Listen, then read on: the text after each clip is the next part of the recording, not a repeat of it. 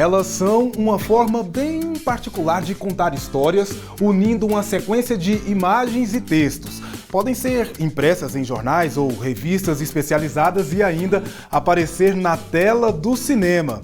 Estamos falando das narrativas sequenciais que estão presentes há muito tempo em nosso cotidiano e têm sido cada vez mais estudadas na universidade. E é sobre este tema que falaremos no Se Liga na UFG de hoje. Quem está aqui no estúdio com a gente para nos ajudar a contar essa história é Márcio Júnior. Bem-vindo, Márcio Júnior, pode ficar à vontade. Olha só, o Márcio Júnior, ele é doutorando em Arte e Cultura Visual aqui na Faculdade de Artes Visuais da Universidade Federal de Goiás. Bom, Márcio, conta pra gente o que é arte ou é narrativa sequencial. Na verdade, como você bem disse no começo, é uma forma, uma linguagem, né, para se contar histórias, né, que consiste de imagens em sequência, né? Então, a forma mais característica que a gente conhece disso são as histórias em quadrinhos, né? Uhum. As histórias em quadrinhos, que você citou agora, é o que a gente tem de mais comum, mas além delas, existem outras mídias que são consideradas narrativas sequenciais? Sim, o próprio cinema. Se a gente for pensar assim, do ponto de vista da materialidade de um filme, por exemplo, o que é um filme? É uma sequência de fotos, né, de imagens estáticas que, né, assim, vistas em uma determinada velocidade vão gerar essa ilusão do movimento, né?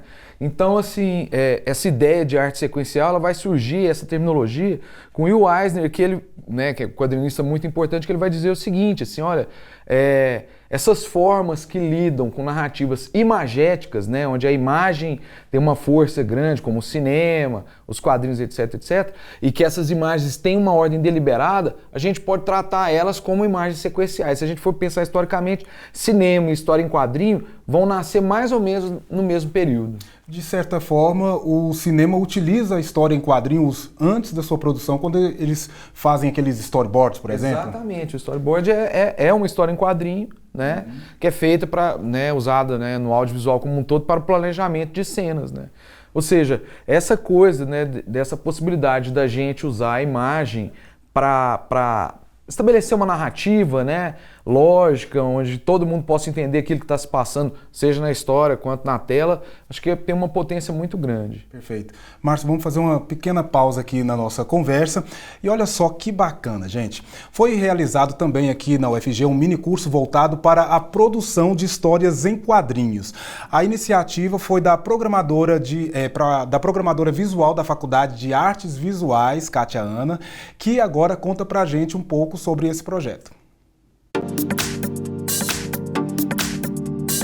Eu decidi criar o mini curso como uma ação de extensão, compartilhando um pouco da minha pesquisa que eu desenvolvi durante o meu mestrado em estudos literários, que investigava a questão da narrativa dos quadrinhos. Quando você pesquisa, investiga, você percebe que é uma linguagem com um grande poder de comunicação que pode ser usada em diversas instâncias do ensino de diversas disciplinas. As histórias em quadrinhos ela tem um caráter interdisciplinar que permite esse caminhar entre diversas áreas. O principal objetivo do curso é divulgar e desmistificar a ideia de que as histórias em quadrinhos é uma linguagem menor, de que é voltada apenas para o mero entretenimento. Para participar do minicurso, não é necessário conhecimento prévio na área, porque a ideia do curso é justamente trazer informações sobre os quadrinhos, tanto para quem já tem algum conhecimento, quanto para quem não tem nenhum ainda. Eu graduei em artes visuais, né? Formei aqui na FAV. Comecei a trabalhar na parte de moda e me afastei um pouco. Quando eu vi essa oportunidade, eu resolvi voltar e tentar me aprofundar um pouco mais no assunto. Quando a gente é leitor, a gente só acompanha a história, né? Quando a gente desenvolve, a gente tem que pensar em tudo para levar o leitor nessa narrativa, né? Então você tem que pensar desde balão, desde enquadramentos, texto, tudo, né? Então você ler e você produzir são coisas um pouco diferentes, né? As histórias em quadrinhos, elas podem ser consideradas uma narrativa, ou melhor dizendo, uma linguagem híbrida que abarca diferentes tipos de linguagens em uma só. Ilustrações, né, desenhos, existem os textos, ela tem uma linguagem própria, que são as onomatopeias, né, enfim, os pontos de virada. Existem muitas questões que envolvem a estrutura compositiva e narrativa de uma história em quadrinhos. O que mais é evidente em uma história em quadrinhos é você conseguir elaborar uma narrativa. Às vezes as pessoas não são tão boas ilustradoras ou desenhistas, mas na história em quadrinhos é muito fundamental que elas trabalhem com a questão da narrativa, ou seja, que é saber contar uma história por meio de textos e de imagens. Quando você cria na universidade um espaço para discutir as histórias em quadrinhos, poder ensinar as histórias em quadrinhos, suas linguagens para as pessoas, eu vejo que isso é uma maneira das pessoas se encontrarem, perceberem que existem espaços na universidade, na sociedade, que abarcam o seu talento e o seu gosto pessoal.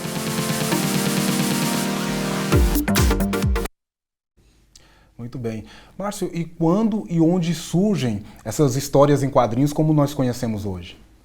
Olha só, essa é uma discussão bem controversa, entendeu? Assim, os americanos gostam de falar que o primeiro quadrinho é o Yellow Kid, né? Que é no final do século XVIII, né? Do século XIX, desculpa.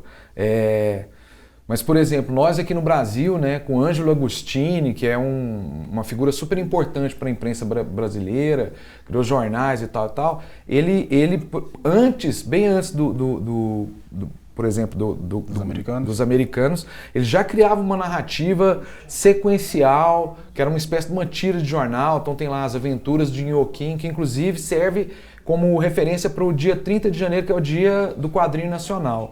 Né? Essas coisas assim. Mas por outro lado, se você for prestando atenção, a gente vai recuando no tempo, você chega até numa circunstância assim, por exemplo, né? O que é a Via Sacra?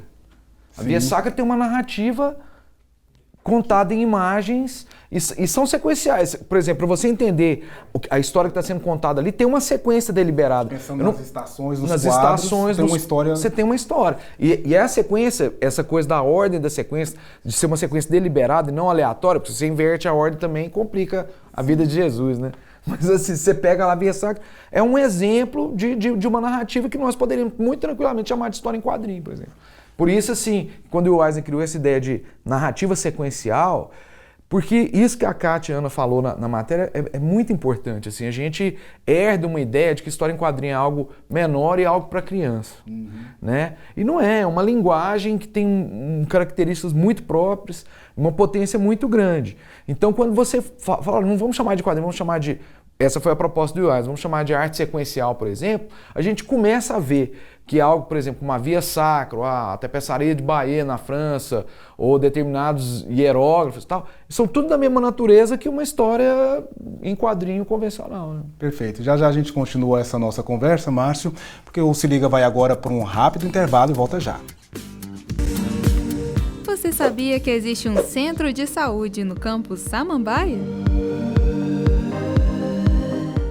O Centro de Saúde da UFG conta com 3 consultórios, sala de triagem e sala para curativos, oferecendo atendimento à comunidade acadêmica e moradores do entorno.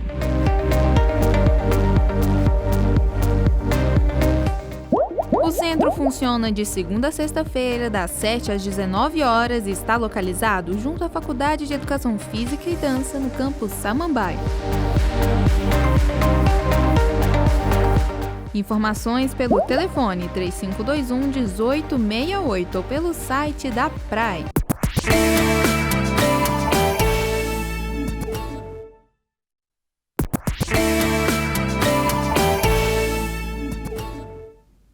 Estamos de volta hoje falando sobre narrativas sequenciais.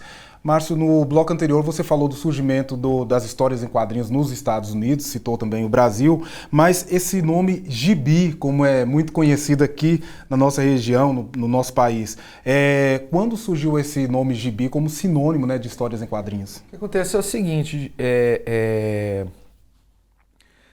houve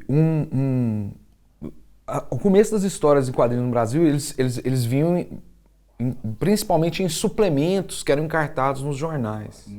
Né? E aí, um suplemento desses que foi muito popular se chamava gibi.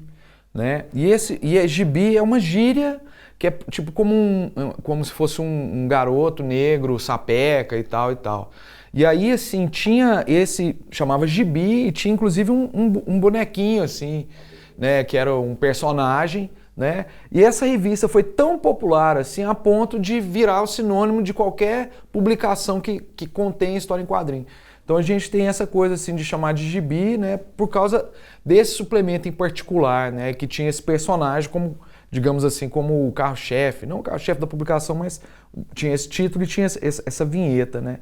E a popularidade foi tão grande que acabou virando, né? No Brasil a gente fala de gibi. Tem gente que fica querendo, não, pô... HQ. Não, pô, pra mim é gibi, né? Uma coisa interessante, assim, por exemplo, a HQ, né, que é a história em quadrinho, é como se fosse a linguagem, né? O gibi é a publicação. Então, por exemplo, né? Um gibi publica o quê? O HQ. HQ, né? Certo. Então o gibi é a revistinha. E aqui no Brasil, quais são as temáticas que são mais publicadas na produção? Olha só, aí a gente, assim, o Brasil tem uma trajetória longa, óbvio, aí, de histórias em quadrinhos, né? Tem alguns momentos muito particulares, assim. Do ponto de vista popular, assim, a gente tem um quadrinho infantil, que é o Maurício de Souza, que ainda hoje domina as bancas do país, né? Com a Turma da Mônica. Com a Turma da Mônica, é uma questão industrial, ele é um grande empresário, ele dominou o mercado ali e tal, né? Mas essa questão dele, ele é quase um gênero em si, né? Que é esse quadrinho infantil, de humor, né? Agora, por exemplo, tem uma coisa que agora, nesse momento, está um pouco esquecida, mas que foi muito popular. Entre a década de 50 até meados dos anos 90, um dos gêneros mais populares de quadrinhos no Brasil foi o terror. Então, assim, o Brasil se notabilizou por produção de história em quadrinho de terror, né? Porque, num determinado momento, por causa do macartismo, eles pararam de produzir quadrinho de terror nos Estados Unidos e isso criou uma demanda aqui pra gente. Porque tinha público, e aí nós começamos a produzir esses quadrinhos de terror e a gente tem vários mestres, Júlio Shimamoto, Jaime Cortez, Flávio Colim, todos eles trabalharam muito com história em quadrinhos de terror. Mas tem humor em São Paulo, por exemplo, Angeli, Laerte, essa turma que fez humor em São Paulo. E hoje a gente está vivendo aquele que eu acho que é o grande momento, um momento histórico, assim, de ouro do quadrinho brasileiro.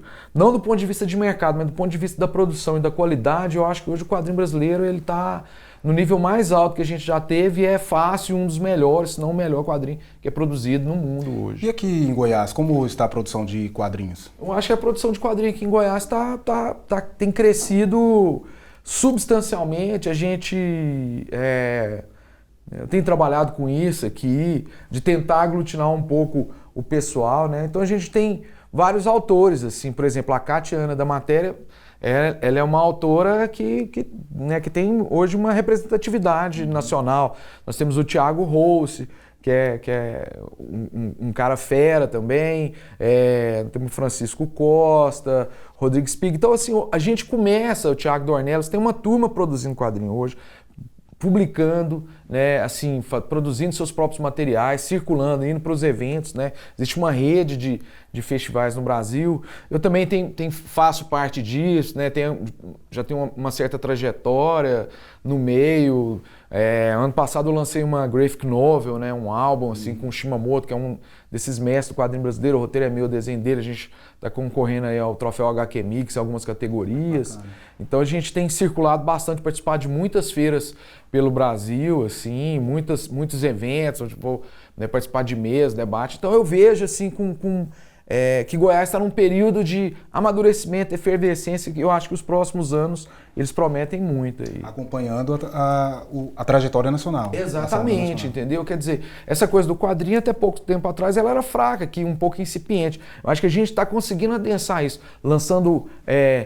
a gente vê novos autores surgir e vê principalmente algumas obras que já têm um grau de qualidade que começa a dialogar, né, com a produção nacional de igual para igual. Isso é algo que para mim é muito satisfatório. Assim. Bacana, viu? Márcio, vamos fazer mais uma pequena parada aqui na nossa conversa. Vamos para mais um rápido intervalo e já retornamos. Fique com a gente. Você sabe onde encontrar as dissertações e teses defendidas na UFG? Todas as dissertações e teses defendidas na UFG estão reunidas e disponíveis em ambiente eletrônico por meio da Biblioteca Digital de Teses e Dissertações.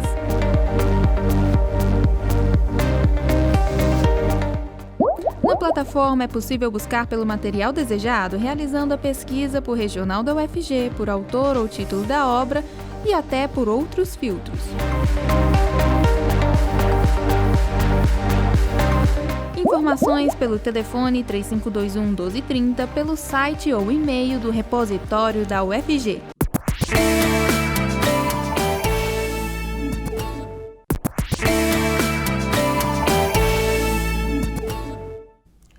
Se liga na UFG de volta, neste último bloco, conversando um pouco mais sobre narrativas sequenciais com o nosso convidado, Márcio Júnior. Márcio, nós abrimos o programa falando da relação de quadrinhos, cinema, e a gente tem no cinema muitas histórias que são adaptadas, né, das histórias em quadrinhos. No cinema nacional, a gente tem esse tipo de movimento também? Temos sim. Em outra medida, claro, mas a gente tem sim. Por exemplo, adaptado para o desenho animado, a gente tem lá o Woodstock, que era dos personagens do Angeli, tem também Os Piratas do Tietê. Esses dois são filmes longa-metragem do Otto Guerra, e Os Piratas do Tietê, adaptado da obra da Laerte. Eu trabalho com animação aqui em Goiânia, e, inclusive meu doutorado tem a ver com isso. Eu fiz um filme que chama O Ogro, que é a adaptação de uma história em quadrinho do Júlio Shimamoto para animação. Foi um filme que circulou bastante, recebeu 16 prêmios até então. E no doutorado, agora minha pesquisa é sobre adaptar outro clássico do quadrinho de terror brasileiro, né, que é do Jaime Cortez, chama O Retrato do Mal, para animação. Ou seja, isso também acontece aqui no Brasil em outra medida, né? Assim, esses blockbusters dos super-heróis das editoras, eles têm outra pegada. Né? E como que fica a relação entre as técnicas tradicionais e o uso das técnicas digitais nessa produção aí das histórias em quadrinhos, das narrativas sequenciais? Sim, aí são vários aspectos, assim, né? Mas o mais importante é assim, que muitos artistas, a grande maioria deles, já migrou do papel para o digital, né? Porque isso implica em ganho de tempo, né? Sem necessariamente haver nenhum tipo de perda da qualidade do trabalho, né? Então é tranquilamente possível você hoje trabalhar já digitalmente, né? E produzir história em quadrinho, e isso tem sido muito comum. Isso contribuiu com o aumento da produção? Contribui com o aumento da produção, há um ganho de velocidade aí para os artistas. Você imaginar que antes era assim, as etapas de produção, né? O cara primeiro faz o desenho a lápis, depois vem com nanquim para cobrir, depois tem um processo de letreiramento, que é colocar os balões com os diálogos, depois tem um processo de colorização, que se você erra isso... Tem que repetir. Você tá entendendo? Era um problema, o cara recortava papel. Um original antigo de história em quadrinho é uma coisa muito interessante de ser visto. Muita colagem, nada que a gente perceba no impresso. Sim. Né? Mas é um original, digamos assim, sujo e tal. Eu adoro ver, né? E hoje não, digitalmente o cara tira, o cara vai, o cara quer fazer teste de cor. Testa, não gostei, tecla ali. Pum, vai, volta, né? Perfeito. Há um ganho grande nisso e é uma tendência mundial. Bacana. Márcio, muito obrigado por sua participação aqui no Se Liga, até uma próxima. Eu que agradeço aí a oportunidade, tamo junto aí. Valeu.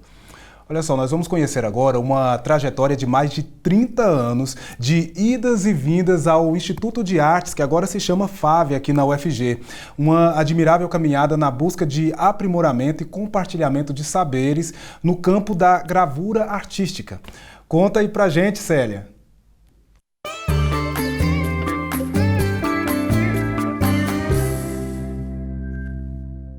Olá, meu nome é Célia Gondo.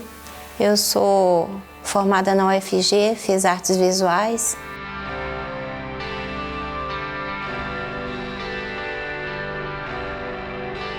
Eu entrei na UFG em 1986 para fazer o bacharelado.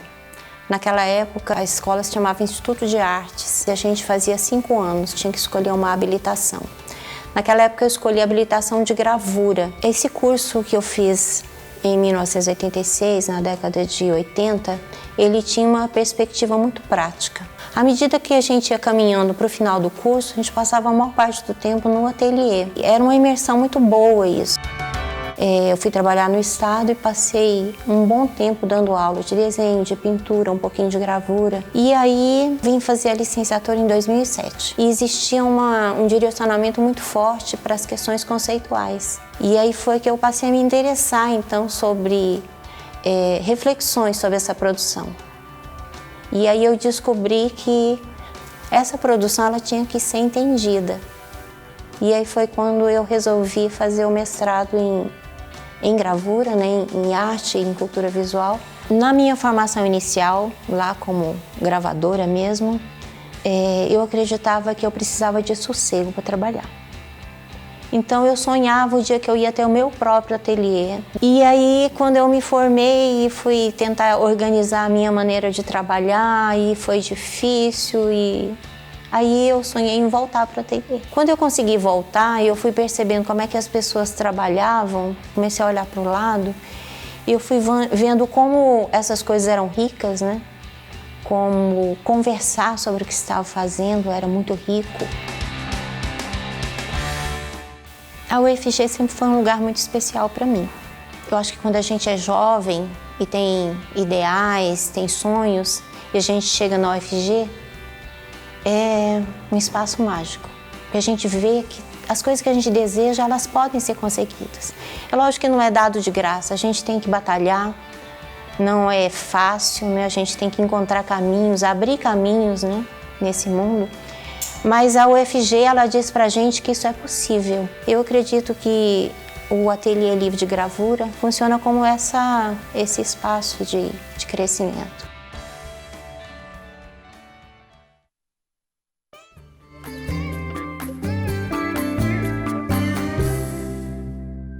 Hoje nosso programa fica por aqui, mas você pode continuar com a TV UFG, acompanhando a nossa programação também pela internet e redes sociais.